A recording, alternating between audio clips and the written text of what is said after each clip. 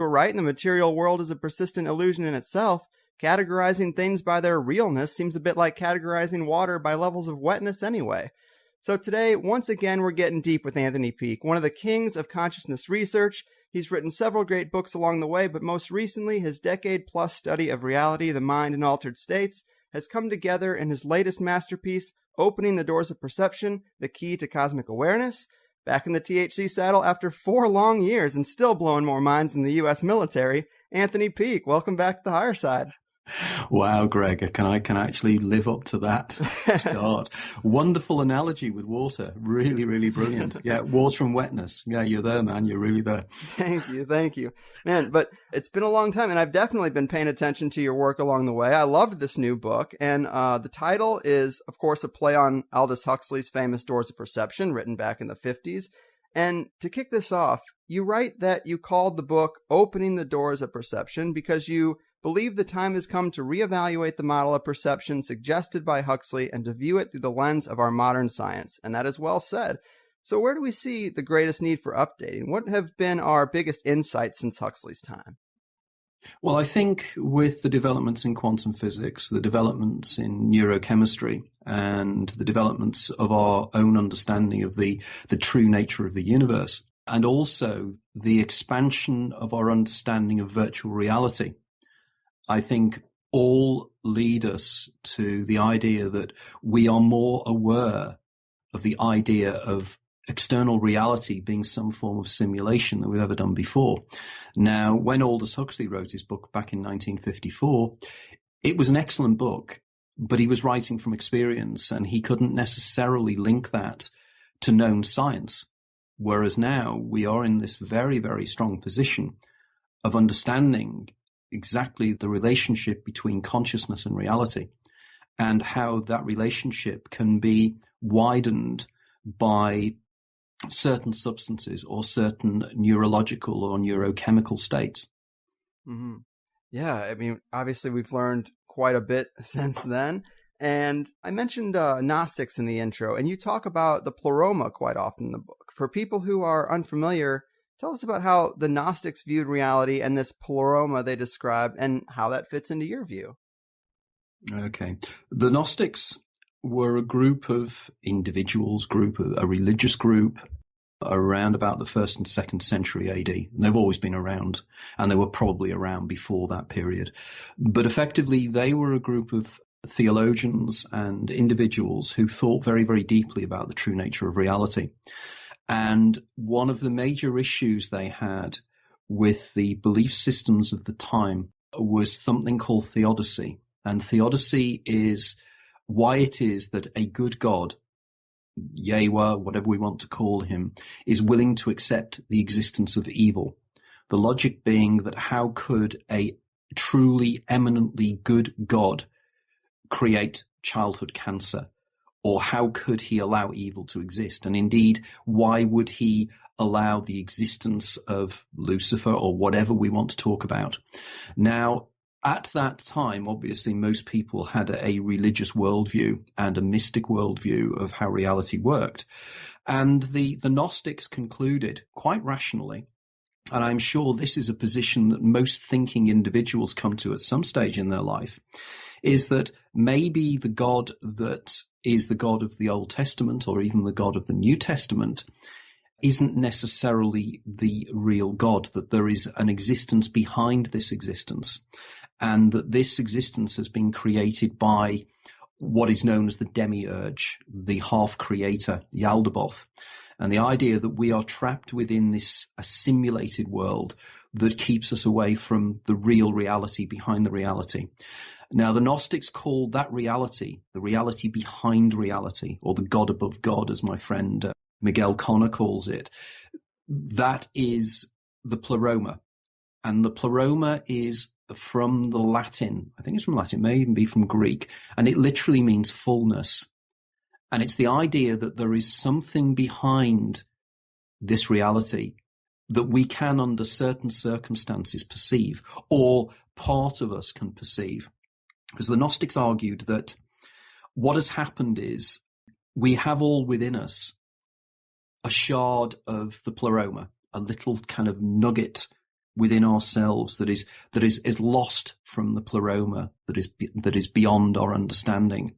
And this yearns and knows that there's something greater. And Gnosticism, and of course the word gnosis means knowledge, is that by gnosis we can enlighten, literally and metaphorically, that shard of the Pleroma that's inside ourselves, to realize that we are far greater than this illusory reality we live within. Of course, the issue is that the Gnostics also argue that there are elements of the demiurge, Yaldabaoth, that are agents within the world, which they term the archons. Now, anybody who knows the movie The Matrix will know this is the central concept of the Matrix. And in fact, the Matrix and the Wachowski brothers readily acknowledged that they were talking about Gnosticism here.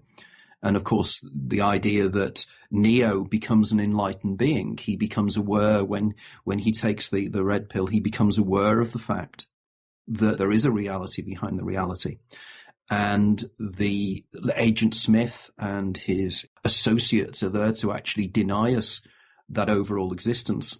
Now, the issue here is always that spirituality and mysticism, as opposed to religion, which is dogma, mysticism and spirituality teach greater truths using analogies. Because effectively, if you are an entity or something, you're trying to explain very deep esoteric ideas to the masses, the only way you can do that is by analogy. So effectively, I would argue that the whole Gnostic worldview is an analogy of a knowledge that has been known for centuries and has been carried through the Gnostic traditions of Christian Gnosticism, the Kabbalah of Judaism, and Sufism of the Muslims. And on top of this idea that reality is an illusion is also found in all Eastern religions. You know, the concept of Maya in Hinduism. It is all the idea that this is some form of brain-generated illusion. Mm-hmm. And of course, we now know from our knowledge of how the brain works and our knowledge of neurology and our knowledge of what is now called consciousness studies, the idea of how the brain recreates within itself an inner image of what external reality is. And we might be able to touch upon that later. But effectively, Gnosticism has great truths within it. And it has been abused and has been warped over the centuries. But the message is still correct, that we are trapped in meat machines and we are existing within meat machines that we presume are ourselves.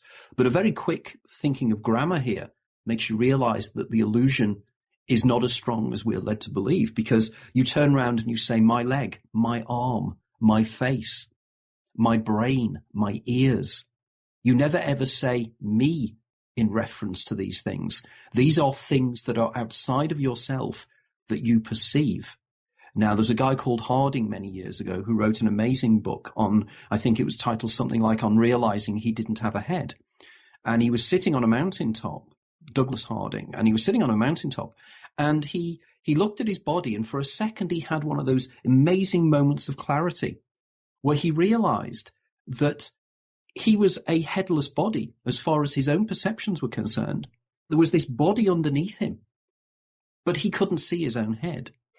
And from then, he realized that his head is attuning to a much wider reality than the reality that we normally see. Your brain, your consciousness interfaces with two realities. It interfaces with the external reality, the phenomenal world that's presented to your consciousness. But then there is the other reality, the inner reality of emotions, the inner reality of dreams, of out-of-the-body experiences. And this is what I try to approach in my writing, and this is the major theme of my latest book, Opening the Doors of Perception. Mm-hmm. Well said, man. And yeah, that Gnostic worldview is probably my favorite perspective of the ones that are offered up.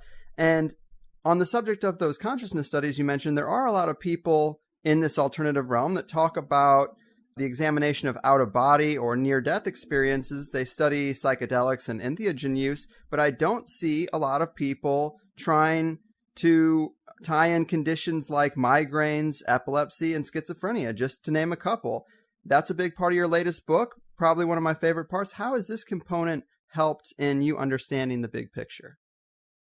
Totally. I mean, one of the issues that I've had for a long, long time is silo thinking, and the way in which out there are experts, and it's by the very nature of academic study that what you do is you study into smaller and smaller areas of knowledge. So therefore you become the world's leading expert on, I don't know, the knee function of the lesser spotted antelope or something. Yeah. And effectively you become the world's expert in that. But what you don't do is, because you've specialized to such an extent, you don't have the cross-fertilization of ideas from other worldviews and other areas of research. Now, you can expand that out to say that you could end up studying psychology. But effectively studying psychology, you also need an understanding of neurology and of neurochemistry. And what is happening is that there are very few people out there that are joining the dots, not because they're not deliberately doing so. You know, I'm not one of these people that believe that science is somehow in denial of altered states of consciousness. It's just that scientists run down a certain path, and they effectively, I know from when I was at university in the 1970s, there was the overlay, because I'm a social scientist and I'm a sociologist, and there were areas of what's called positivism, and the idea that the only thing that really exists is physical reality, and the only thing that is the physical material world.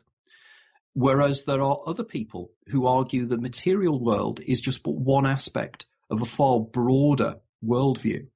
But as long as you are denied academic tenure by pursuing areas of ideas that consciousness itself should be studied in greater detail, the very fact that you start to be interested in the further reaches of consciousness tends to cause you problems in academia. And I know this because there are associates and friends of mine who are academics and work in academia.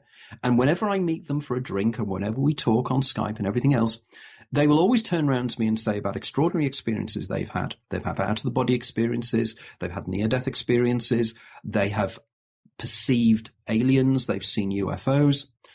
But all these individuals will always say, I can never, ever discuss these things with my fellow academics, purely and simply because if I do so, that will compromise my credibility.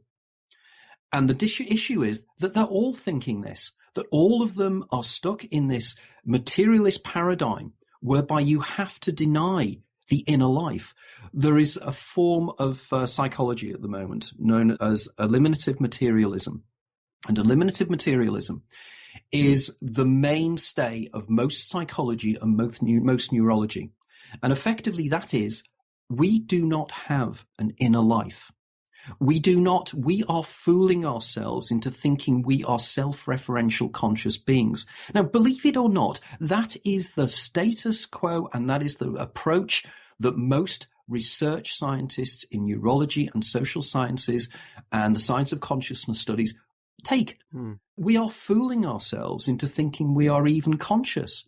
Now, just a moment's reflection shows how incredibly stupid that is, because if I am being fooled into thinking I am conscious by my brain, I have to be aware to be fooled. In other words, I can't fool a rock into thinking it's an elephant because a rock is not conscious. In other words, you have to be conscious to be fooled. And they don't seem to join those dots. The Daniel Dennett's of this world, the Patricia Churchlands of this world are in complete and utter denial. And every single sentient consciousness on this planet, the 3 billion sentient consciousnesses on this planet, know that that's utter crap. Yeah. But we still believe in it. And it's because it's scientism. It is not science. It is a referred belief that we all have to nod like nodding dogs to agree that this is correct. We need to break out of that. And what I'm trying to do is, in my work, I discuss everything from neurochemistry to neurology to Gnosticism to quantum physics to the latest research in terms of consciousness studies. And I really genuinely do my research. If you go out on the web, you'll find that there are people who will criticize me. There's a site called Rational Wiki, I think it is. And if you do a search on Anthony Peake, it'll be the second or third one that will come up. You read that article on me. It's an ad hominem attack. There is nowhere in that article it criticizes even vaguely my understanding of quantum physics, my understanding of neurology, my understanding of neurochemistry. The reason it doesn't is that my understanding of these subjects are pretty damn watertight. So in other words, if you read my books, you will find that every single reference I make, and I mean every single reference, will have a reference number. And that will refer you at the back to an academic article or an article written in a scientific magazine, and it will give you the opportunity to read back to the peer-reviewed analysis that's being done. I believe I'm probably the only writer in this field that is doing that. And I scare them shitless because I scare the hell out of them, because it's so easy to dismiss these weirdos who say that they're channeling information from the planet Tharg, that they're ascended beings, that they're, star seeds and all that nonsense. Oh, I know. They're very easy to attack, and they love attacking them because they're easy to attack. I'm not. Mm-hmm. And because I'm not, I have been invited on 2 or 3 occasions to address groups of skeptics. On every occasion, they back down. They back down. They run away. And they run away because they don't have any answers to the things I'm saying. Because I am a skeptic. I'm a skeptic by background. I used to be a reader of the Skeptical Inquirer. I read all the skeptical books. I know all the arguments the skeptics use, so I can throw their arguments back at them. Mm-hmm. Yeah, man, your work is definitely well sourced and pretty ironclad. The gatekeepers of monoculture, they're going to do what they're going to do, but it seems like you're definitely passing them up. And something I've been interested in lately is the similarities between modern encounters with the Greys and old stories of fairy folk and little people. And I was really psyched to see that your book brings this up when you talk about this Charles Bonny syndrome, which was completely new to me. Maybe you can talk to us about that a bit and, unfortunately, your mother's experiences with it. No, absolutely. I have been heavily into ufology since 1966, which is a million years ago, and way before a lot of the listeners out there were even born. And I have been studying ufology for that whole period.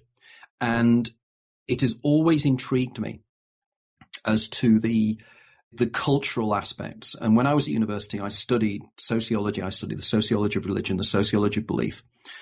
So I am qualified in raised commas to discuss these things because, I've written extensively in academic stuff about this kind of material. Mm-hmm. And it is interesting to note that the idea of other entities and little creatures and little beings is in every culture right across the world. And it has been recorded since recorded writing, so effectively it goes back an awful long way. Now, I came across a book called Project Trojan Horse by John Keel that was written, I think, about 1969, 1970, and then followed on by the fantastic research of a French ufologist called Jacques Vallée, mm-hmm. who wrote a book called Passport to Magonia. Now, if you read particularly Vallée, and also a guy called Brinsley Le Portranche, who's a very little-known Lord Clancarty, who was an Anglo-Irish lord who wrote a book called The Sky People way back in about 1963, which was an amazing book. But effectively, what these guys are arguing and what Vallée is arguing is that the UFO phenomenon is closely tied to our own psyche. We're dealing here with archetypes. We are dealing here with Jungian archetypes. In fact, Carl Gustav Jung wrote a book about UFOs and about the archetypal nature of UFOs and UFO entities. Now, I'd followed this through for many years. And funnily enough, breaking news, you may be interested to know that the new book, Opening the Doors of Perception, my publisher, Watkins, are so stunned by this book, they've already paid me in advance to write the sequel. Boom. And that to me in my writing career is unknown. The book has only just come out, and before the book came out, they'd already said, we want you to write a sequel on this book. And the sequel will be Through the Doors of Perception. So it will be dealing with these issues. But going back to the idea that they are archetypes in some way, the story gets very, very strange because it involves my own mother. And around about 4 or 5 years ago, now the background story is my mother lost her eye with malignant melanoma in her mid-50s. And she started developing glaucoma in her good eye. So effectively, she's partially sighted. And she's a widow, lives on her own, or used to live on her own, in a house in a little place called Bromleypool Village, which is on the Wirral Peninsula near Liverpool. And she was travelling home to the village, walking onto the village with my aunt, my father's sister. And my aunt stopped to tie her shoelace. And my mother phoned me up this evening because she was so disturbed by it. As my auntie stopped, my mother looked over my auntie's head and saw in the sky what she described as being a cloud of smoke circling around itself. And I just noticed smoke a little smoke, which is your Higherside chats thing. As I said, smoke, nice little bit of synchronicity there, I think. Yeah.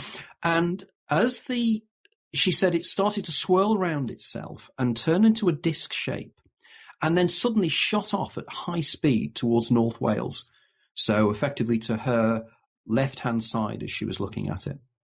She phones me up and she says, I'm not sure what I saw there. Now, my mother doesn't know anything about UFOs. She has never been shown any interest in my UFO books or anything. So I genuinely know this is just not something in her worldview at all. She describes this, and I said, Mum, it was just your eyesight. You probably saw something peculiar. I leave it at that. And about 2 or 3 days later, she phones me up one morning and she's in absolute hysterics. She lives on her own. My aunt had gone back, and she woke up in the middle of she described that she woke up in the middle of the night, and she swore blind that she had closed her bedroom door. She woke up and she was in a state of sleep paralysis, REM intrusion, whereby, you're asleep, but you're awake at the same time. And because your body, when you are in these states, paralyzes yourself to actually stop yourself damaging yourself, it's a phenomenon known as REM intrusion. When the dreams overlay the reality that you're perceiving outside. And she said she was looking towards the door of the bedroom, and the door was partially open. And she thought to herself, why is the door open? And as she did that, she noticed 2 or 3 spindly fingers come round the door. And then this tiny head poke its head round. And she described the head as being, the creature must have been about 3 foot tall. She said it had a completely bald head. It had huge black eyes. It had 2 holes for nostrils and a slit for a mouth. It looked at her and realized she was looking at it and dodged its head back. My mother then spent the rest of the night terrified before she eventually, I guess, went into full REM sleep. She phones me up the next day, and I'm listening to this and I'm going, my God, this is intriguing, because as you know, the foreword for my new book is written by Whitley Strieber. And as you know, Whitley Strieber was the guy that put the Greys on the map with his book Communion. Right. Because if you look at the cover of the book Communion, it's the classic Grey. Now, my mother, the only science fiction film I think my mother has ever watched was E.T. Now, you look at E.T., E.T. is not a Grey in any shape or form. That's the only linkage I think she could make, but she wouldn't have made, she was in her mid-80s then. There's no way she would make any kind of association with the object she had seen 3 or 4 days before with this other being that was in her room. Anyway, I call round to see her regularly, but it was a few weeks later after I'd calmed her down over this thing. And we're talking and she goes, I wish the children would stop singing. They really bother me. And I said, which children are these, Mum? And she said, oh, the children that follow me round when I'm shopping. Wow. And I said, well, what happens? And she said, there are little creatures, they're like little children, and they sing in this really kind of weird way. They got these really high-pitched sound voices. And I said, Mum, where do you see them? She said, I see them when I'm shopping, and I see them in the house. They're in the house. And I said, what, these creatures that are in your living room? And she said, oh, yes. They're not threatening. They're very, very friendly, and they chatter to each other, and they giggle a lot. And then she said, and they're like the man I see in the kitchen. And I said, what man's this, Mum? She said, oh, there's a tall elderly man I see in the kitchen. He never speaks, but he nods at me, and he smiles a lot, so he's a nice man. And I'm thinking, does she let people into the house? Does she let local children into the house? Clearly she wasn't. Bells started to ring in my head, and because I've been involved in this kind of work for many, many years, I started thinking there is something here happening. And I thought, it's Charles Bonnet syndrome. Now, Charles Bonnet syndrome was discovered, curiously enough, by a guy called Charles Bonnet. It's fascinating, isn't it, how these people have discovered things that subsequently you discover are the same name as them. You know, it's like Einstein's theory of relativity. How did Einstein discover Einstein's theory of relativity? I'm being facetious. Right. But Charles Bonnet was a French doctor in, I think, around about the 1780s, 1790s. I can stand corrected on that because I'm not sure, but it was about that period. And his father or his grandfather started to claim that he was hallucinating little creatures and little people. And Bonnet started to look into this and discovered that it was part and parcel of growing older. And the older somebody got, and if they were partially sighted or losing their sight, they started to see little creatures everywhere. Now, I then thought, well, this sounds like what's happening to my mother. So I started to read up on the subject, and to my little surprise, because I was expecting this, I discovered that Charles Bonnet syndrome is a prodrome. It is a precursor for Alzheimer's. And my mother's behavior was becoming more and more erratic, and her memory was going and everything else. So I came to the conclusion that she was developing Alzheimer's. But of course, I'm a layperson. And, I needed to get assurance on this. So I took her to her doctor, and her doctor had never heard of Charles Bonnet syndrome. Why should they know? Why should they know? And to be reasonable, why should they know? But with an aging population, you would think that more and more doctors should be aware of this psychological state, because it is a way of early diagnosing Alzheimer's. Because we subsequently discovered she did have low cell Alzheimer's. And she was diagnosed with the Alzheimer's, and it became progressively worse. And she's now literally catatonic. Now, the curious thing about this is that my research into Charles Bonnet syndrome, and there's a whole chapter on Charles Bonnet syndrome in the new book, is that Charles Bonnet syndrome is also experienced by young children. And it is also known as the mythical friends. The way children, there's a monster under the bed, or they see fairies, or they see entities. This is the same thing. So young children have it, and elderly people have it. Now, what is this telling us about the way in which we develop as we get older? And I then started to read up, and I found that Charles Bonnet syndrome is also experienced by individuals who suffer from classic migraine. Now, I'm a classic migrainer. I've never ever seen little entities, but I have the aura state, and I have everything which we can touch upon later. But I discovered that there are writers and individuals who, into their 20s and 30s, seem to carry forward the seeing of mythical friends or imaginary friends into their post-pubescent period. Because, of course, most children lose this, usually at 8 or 9. But definitely by the time they get into pubescence, they stop. And I think I know the reason why this happens, which we'll touch upon later. And it's to do, in passing, with the corpus callosum in the brain, which is the thick body of fiber that holds the left and right hemispheres together. The neurons in that area, up into the ages of 6 or 7, don't have myelination. And myelination is actually insulation of the neurons in the brain, which effectively means that the right and left hemispheres of the brains of children do not communicate, which effectively means they are bicameral, which means that they either exist in their dominant or non-dominant hemispheres, which opens up, I argue, for the doors of perception, which we'll touch upon later. But with people with classic migraine, you find that they see, many of them do, they see little children. And there's an American writer called Siri Husfeld, and she still experiences Charles Bonnet syndrome, and she's now in her 40s. And she describes in her books what she sees.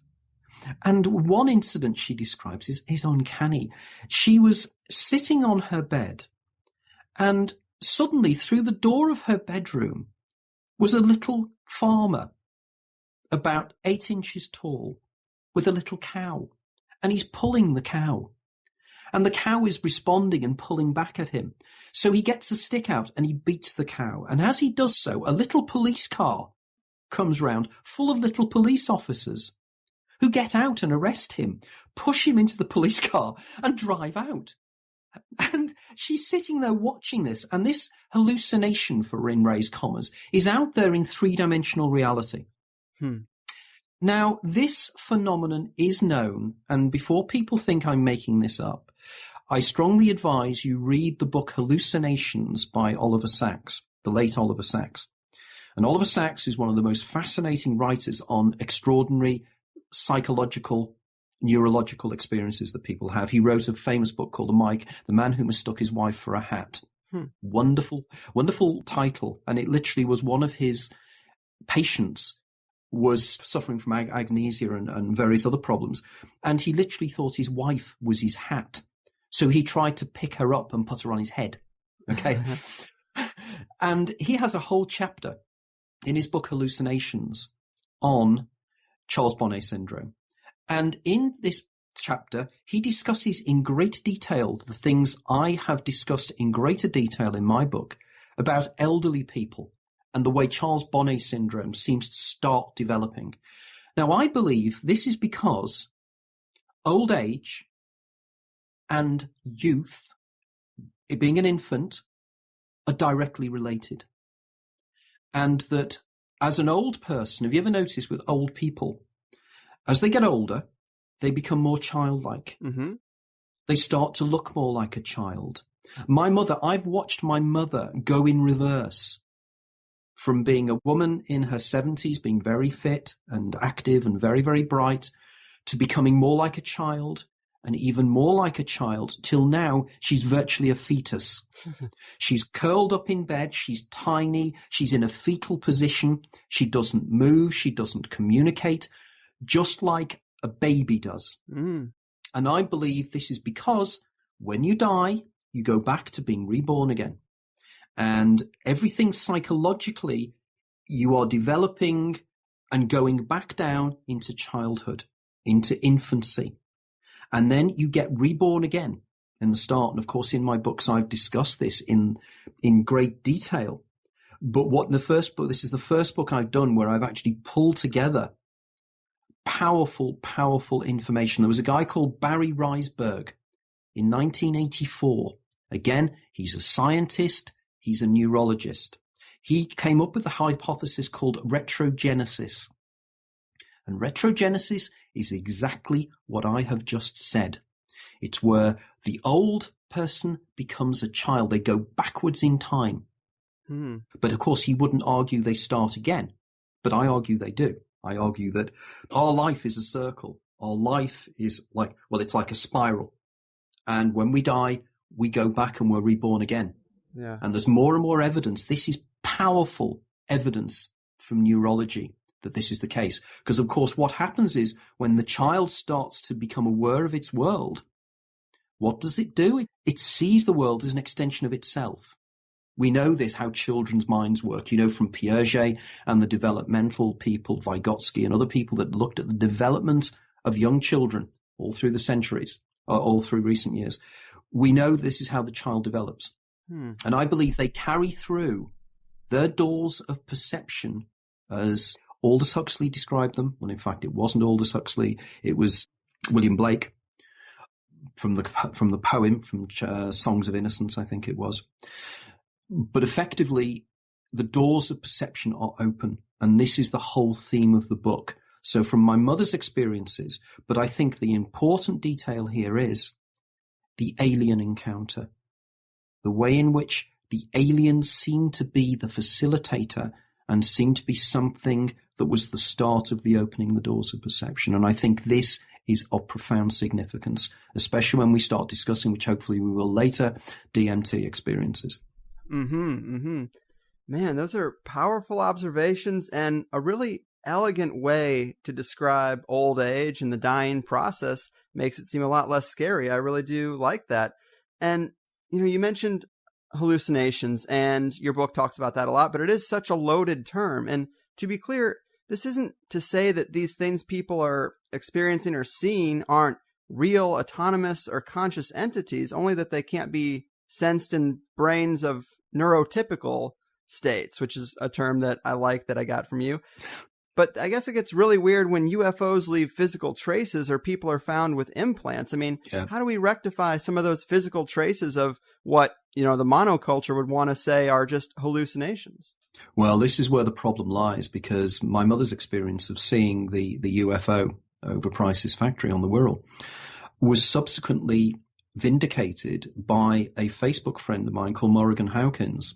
And again, if you want to link up with me, anybody out there wants to link up with me on Facebook, there's a Freudian slip, effectively do so, because I'm very, very active on there, and I have, thousands and thousands of people involved in my work across the world who contact me. But Morrigan is somebody who lives on the Wirral, and she contacted me because we have a mutual friend, a friend of mine, Richard Fleming, and she is a friend of his. And she said, I saw you put up on Facebook your mother's experience. And she said, I'm 95% certain I saw that object at that time. And she was crossing something called the White Bridge, which is on the A41 highway on the Wirral. And she was looking towards the very same factory that my mother saw her experience. And she saw exactly the same object. And it flew in exactly the same direction. And Morrigan described to me that she was in a taxi with a friend of hers and the taxi driver, and they all saw it. So here we have some kind of external reality that is impinging upon internal reality. But if we conclude that both internal hallucinations and external reality are both elements of the same thing, suddenly the idea that physical manifestations in three-dimensional reality somehow discredit or credit the hallucinations suddenly becomes a moot point. In other words, the reason that we perceive external reality the way we do is because the brain itself internally generates a model of external reality within the brain and presents it to consciousness, which means that external reality is as much a brain-generated hallucination as internal reality is. Now, this again is not mad nonsense. Anybody who actually understands how the brain internally models reality knows this is a fact. I was in a debate with skeptics, a formal debate in London 2 years ago. There were 3 on my team and 3 skeptics. And we wiped the earth with them. That's why they never involve me in these kind of debates. And one of the guys on my side was a guy called Professor Raymond Tallis. And Raymond Tallis is an absolute polymath. Brilliant, brilliant mind. Brilliant guy. And Ray, in his presentation, now again, if anybody's interested, Ray's presentation is on YouTube. If you just look up Raymond Tallis London debate, you will find it. Okay. And in his opening presentation, he makes this amazing comment where he says that the idea that out-of-body experiences and NDEs and other extraordinary experiences are extraordinary and strange is weird, because it's just as extraordinary and strange that I'm having a real-life experience. Right. It is just as odd. But people never ever think about that I am something somewhere, somehow behind my eyes and between my ears, that's somehow aware of all this that's around me. In a ordinarily dead universe, I am something perceiving something. And this is why people never ever think deeply enough. They dismiss NDEs and they dismiss OBEs, but they never ever think, but isn't it absolutely staggeringly amazing that I'm here? And indeed, is it not staggeringly amazing that anything exists rather than nothing? Mm-hmm. But it does, and it is perceived by me. Now, again, as an analogy I've used in my previous writings here, when people turn around and say external reality is real, internal and hallucinations are not. The only reason that an hallucination is an hallucination is because it is not shared by anybody else.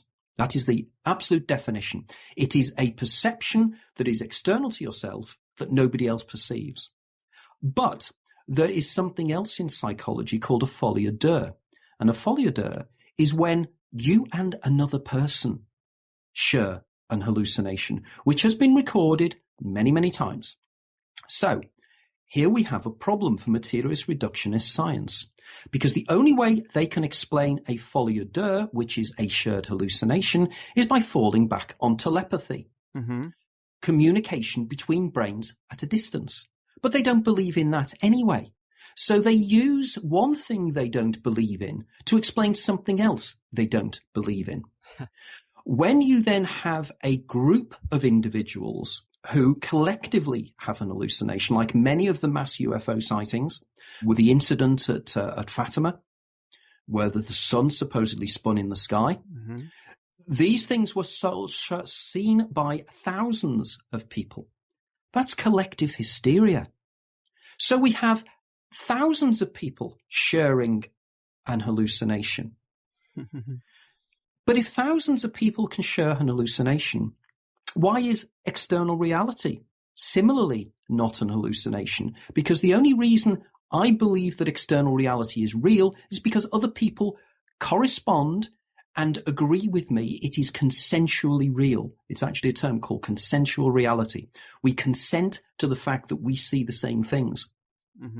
But clearly, collective hallucinations destroy that argument. Right. So there are researchers in recent years, there's a couple of guys many, many years ago, came up with a book on hallucinations. There's a lady called Celia Green and her associate, I think it's Christopher or Colin McCreary. And they came up with something called a metachoric model of perception. And the metachoric model is simply this.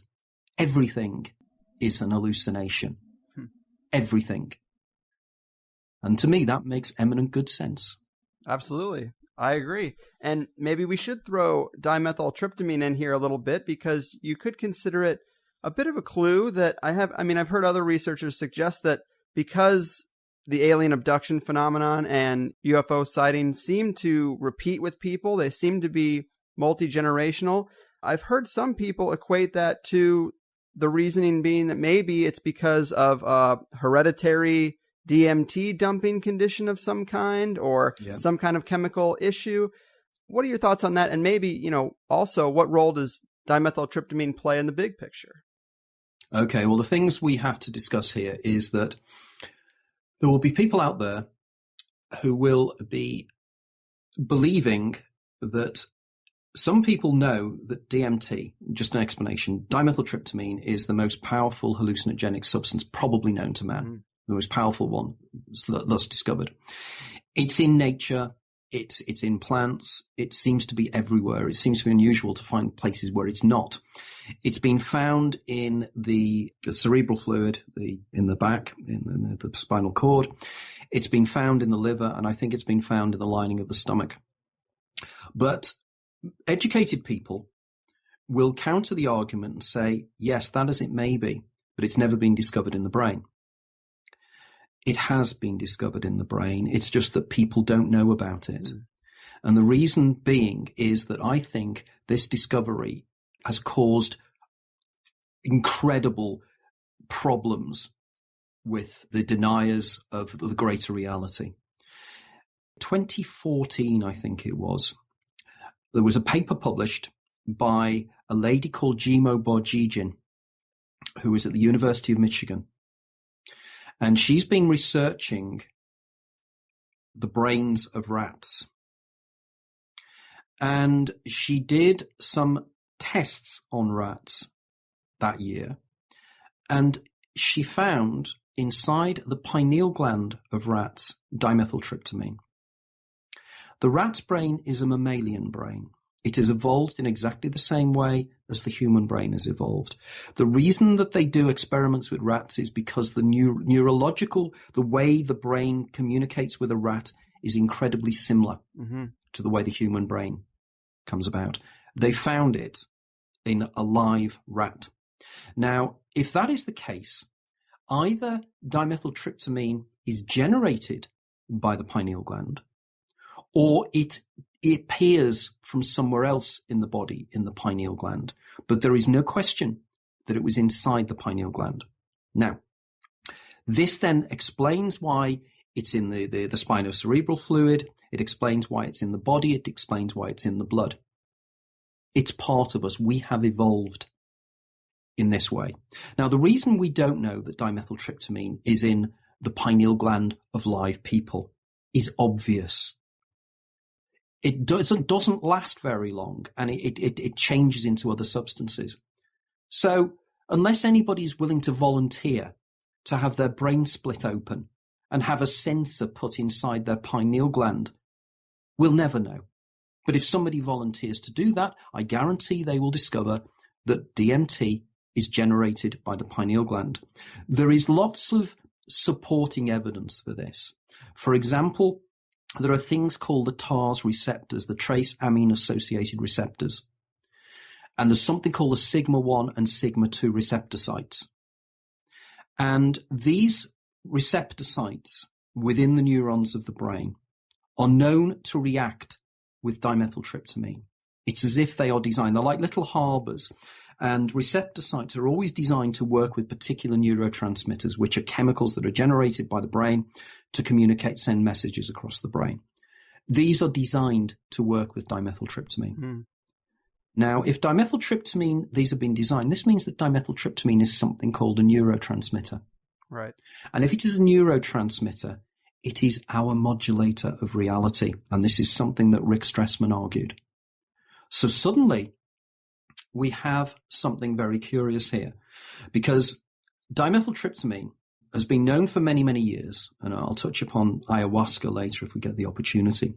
But just to focus into dimethyltryptamine for a second, in the early 1990s, a guy called Professor Rick Strassman was employed by the American government. This is known. This is not conspiracy theory. This is a known fact. Was employed together with his university, the University of New Mexico, to do research into the effects of dimethyltryptamine on volunteers.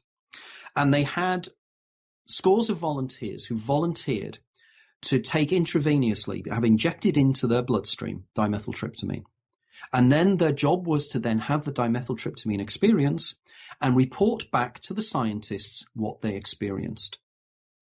Now, the curious thing here, and again, if anybody is interested, I'm sure there's a lot of individuals out there who've already read the book. It's called Spirit Molecule. Mm-hmm.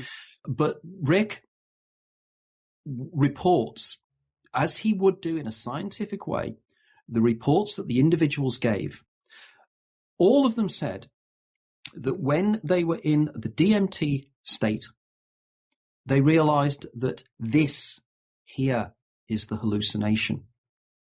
The DMT trip opened up their doors of reception to the Pleroma, for want of a better term. I mean, Rick doesn't use that term, but I do. And suddenly they're in another reality. There is another level of reality above ours.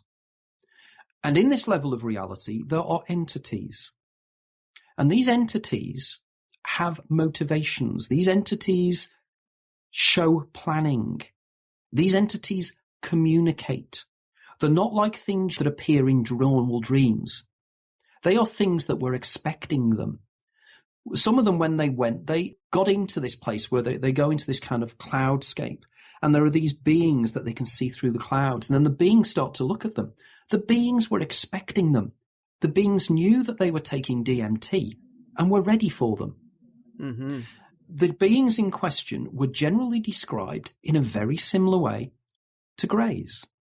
Not only that, but Terence McKenna, who is one of the major writers on DMT, called them the machine elves. Right. And these entities are virtually identical to the entities that my mother saw. They are identical to the lots of entities that people see in out-of-the-body experiences, people who in remote viewing, and people who are abducted with UFOs. Now, the weird and rather disturbing thing about this, and it will be the feature of my new book, is what are they up to? Because they seem to be experimenting. Because again, these individuals during the DMT trips recorded really awful things being done to them. Now, what is significant here is that there can be parallels drawn here to shamanic traveling. Because when people shamanic travel, they meet entities when they shamanically travel, and there is something called a shamanic journey. And in the shamanic journey, the shaman is dismembered and cut into by other beings. It's part and parcel of the process of becoming a shaman. Now, in the book, I describe a series of incidents that took place in the life of a guy called Myron Dial, who is a Californian artist. And Myron, ever since his early childhood, has been traveling to a place he calls Zelkon. And in Zelkon, there are entities. And there's one sequence which I discuss in the book, taken from his non-published autobiography called The Boy That Nobody Wanted, which I strongly suggest you should read. He describes how he is ripped apart by entities and then put together again and regenerated. Now, the intriguing thing about Myron is he has temporal lobe epilepsy, which in my book I say is the next level where the doors of perception are opened slightly wider from migraine to epilepsy, and particularly temporal lobe epilepsy. So suddenly I'm starting to pull together something that actually is very, very, very structured.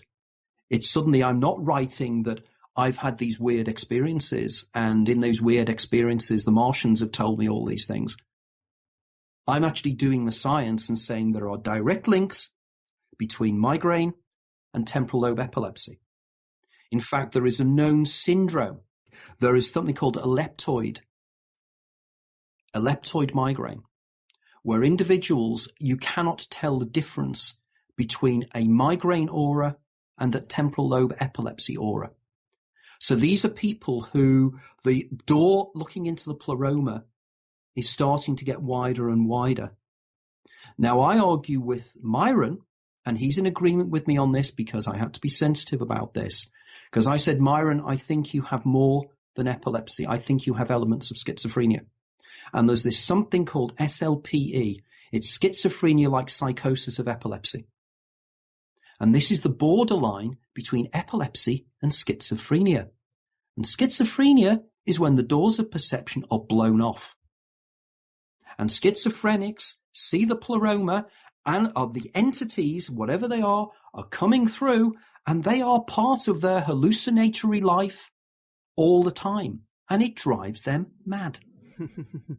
Man, it's just mind-blowing stuff. And, you know, the first part of everything you said before you got to Myron's experiences describes what I experienced to a T, especially the element that you're transported to a foreign environment, for lack of better terms, and you instantly know that it's a familiar place that is more real than your everyday reality. And you can't explain to a skeptic or to a non-experiencer what that feels like. I mean, it's like saying, it hurt when you stabbed me with the pin. Well, how do you know it hurt? Because I felt pain. I know it hurt. I just know it did. Yeah. And that's how the feeling is.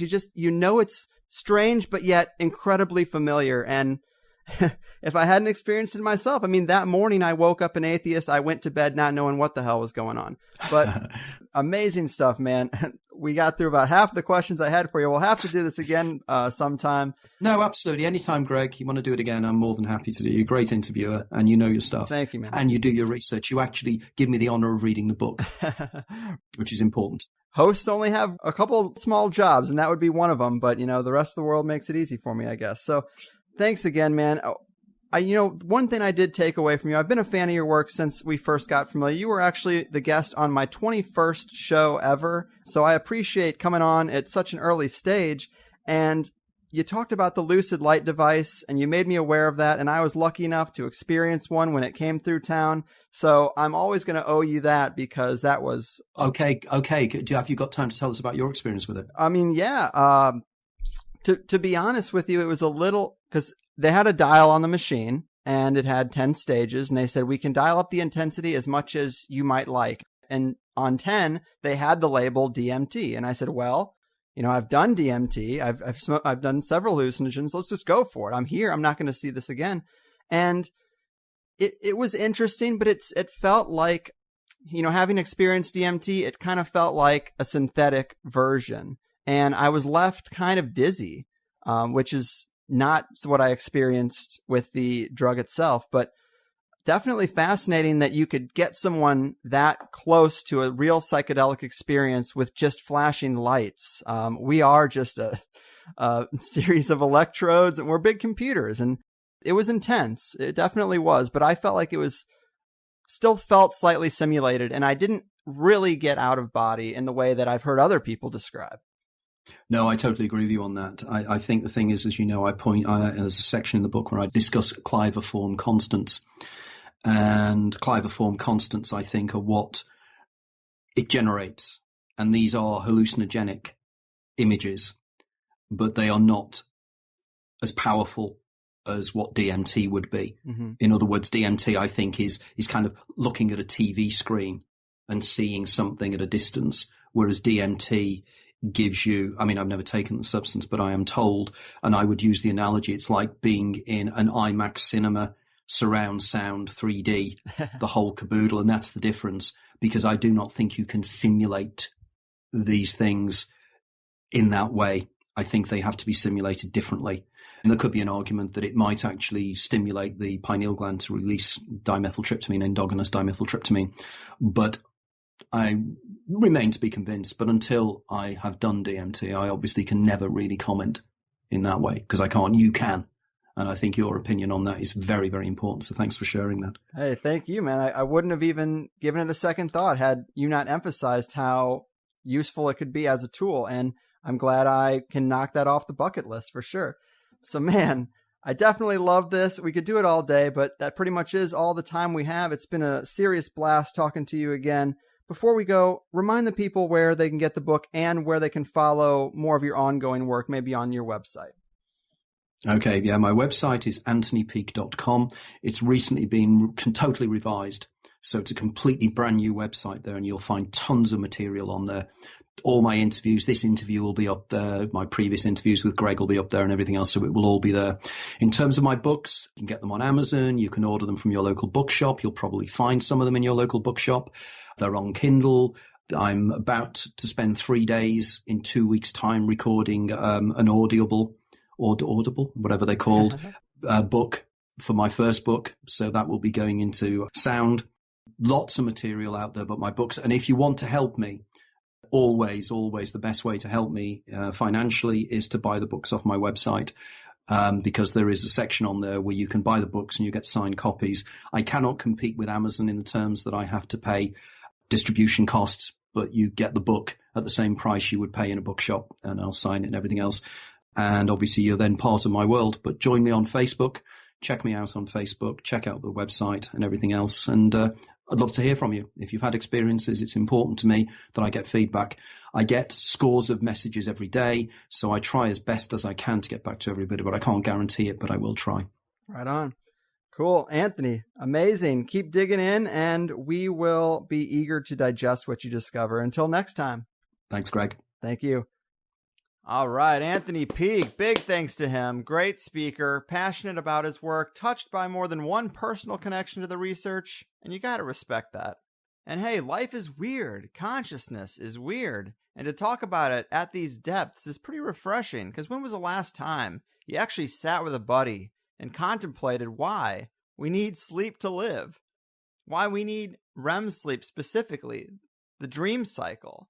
You don't dream and 48 hours, you're probably going to die. I don't know exactly how long you can go, but the point is you can't go long. When was the last time you said, hey, instead of going out downtown tonight, let's do mushrooms in the backyard? I don't know, but I almost asked Anthony about how animals might sense the pleroma, but I've been way too into animal questions lately. Probably because of Planet Earth 2 and the fact that I don't get out of the house enough. I sit on a couch with 2 cats and a dog and smoke weed till I try to send them telepathic messages. It's not a healthy lifestyle, but it is where we're at. Although there was that one story, or maybe it's happened multiple times, but I think there was a pretty famous case of a house cat that lived in a hospital and would always spend time in a person's room the day before they died. It just knew, or it was killing people. But I think it just had a sixth sense about things. Who knows why? I actually recall my dad telling me something similar about an old uncle of his or somebody in the family who was really highly accurate at predicting deaths of loved ones.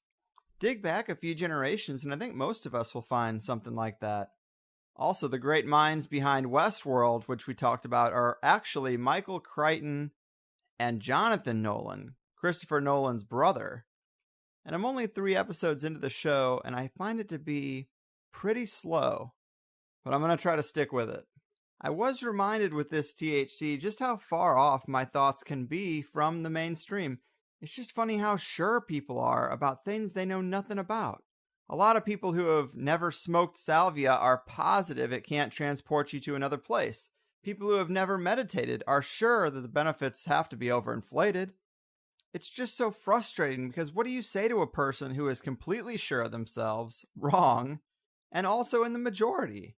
It's like the conversational equivalent of nails on a chalkboard to me. When I'm driving in a car with someone and they say they want to turn on the air conditioner because they're hot, I don't say, well, I'm in this car and I'm not hot, so there's no way that that could be your experience.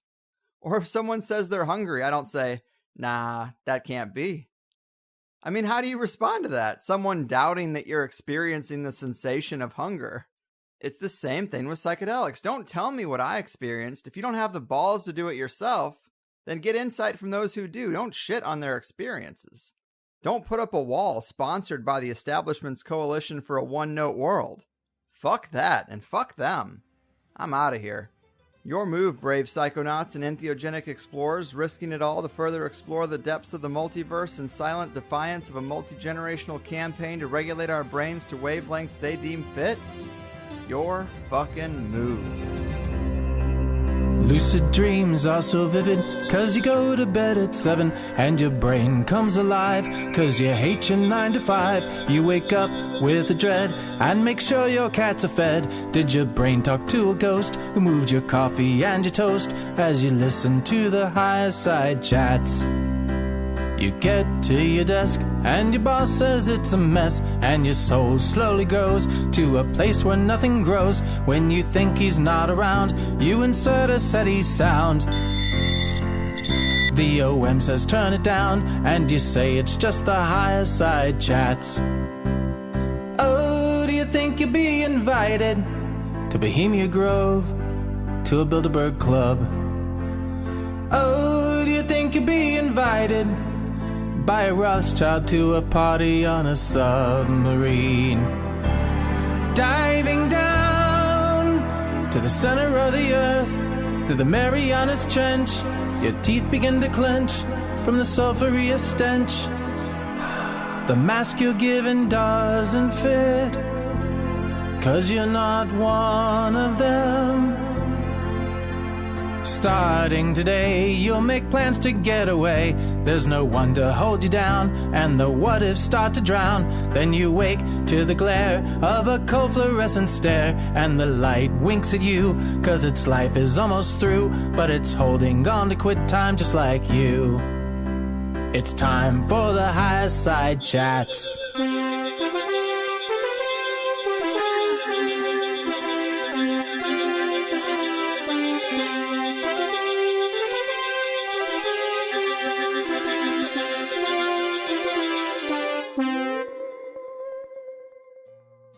Hey guys, thanks for listening to the first hour of the Higherside Chats podcast with me, Greg Carlwood. If you don't know, there is a second hour to all the episodes we do around here. Generally, we're able to get a lot deeper into the topics and ideas that a guest is about, so if you enjoyed what you've heard from THC for free, consider signing up at the HighersideChatsPlus.com to get the second hour of the 5 shows I put together each month. I never really wanted to be a paid subscriber podcast, but I really hate the idea of spending airtime promoting some product that's completely unrelated and telling you the best way to support the show is to buy an audiobook or new underwear by mail or something crazy like that. So instead, if you like the show, double your time with it for $5 a month and let's cut out all the other shit. It's half the price of a movie ticket and you get at least an extra 5 hours of show a month. Collectively, it keeps us stable, and it frees me from wasting your time with anything but the show you came to listen to. It's really the only way for an independent, one-man show to make it, and I do what I can so that it's worth your while. Since we started this, I've always tried to use the subscriptions to improve the podcast and make sign-ups more advantageous. It started with just